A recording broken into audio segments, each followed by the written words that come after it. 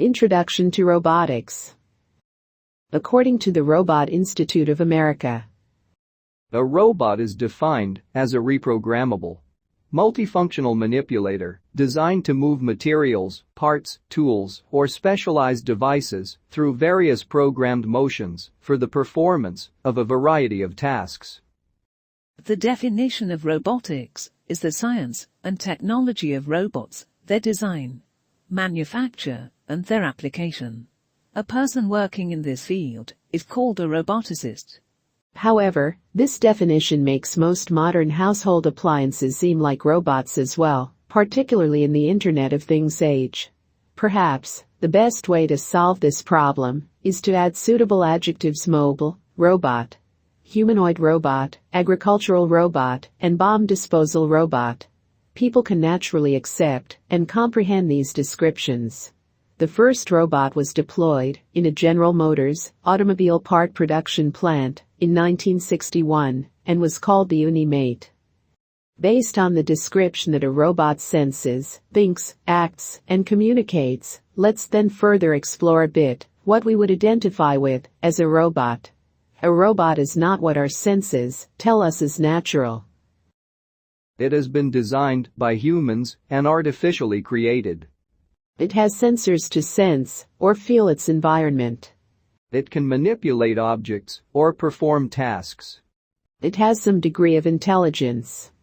It has the ability to make choices based on certain evaluation criteria that are programmed based on the environment or upon automatic control or a pre-programmed sequence.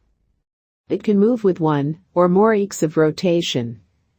And finally, it can make dexterous, coordinated movements. So, what are the differences in the composition between humans and robots?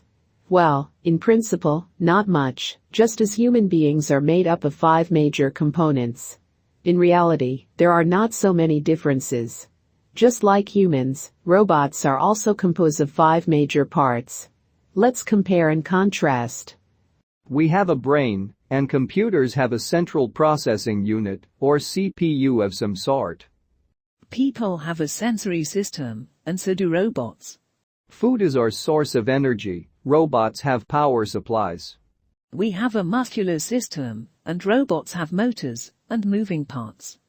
Humans have a body structure, and similarly, robots have some sort of a physical structure. So, now that we know our major components are similar, what are the major functions of these 5 groups of components? A robot has 4 major functions: actuation, manipulation, locomotion, and human interaction. Actuation simply means the act of starting a process or making a machine work and what is required to do so. We can think of the actuators as the muscular system of a robot. These are the parts which convert stored energy into some kind of movement. They allow for movement and displacement and convert commands into actions. There are 3 main types of actuators: electric, hydraulic, and pneumatic. Manipulation is what allows the machine to perform its tasks by means of grippers or effectors. Robots which must work in the real world require some way to manipulate objects. They should be able to pick up, modify, destroy, or to otherwise have an intended effect or interaction.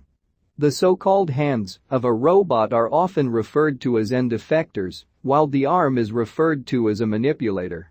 Most robot arms have replaceable effectors, each allowing them to perform some small range of tasks.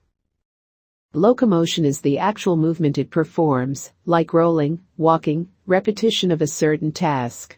Robots can move in a variety of ways. For simplicity of free movement, most mobile robots have 4 wheels. However, there are many different varieties of movement. They can also have 1 wheel, 2 or 3 wheels, or even have tracks like tanks do. If in the future, robots are to work effectively in homes and other non-industrial environments, the way they're instructed to perform their jobs, and especially how they will be told to stop, will be of critical importance.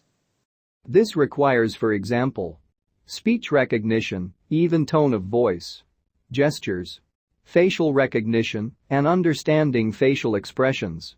Understanding personality and character. Some independent thinking and analysis. So, how far have we come in the 50 or so years since the first robot was developed? And what does this all mean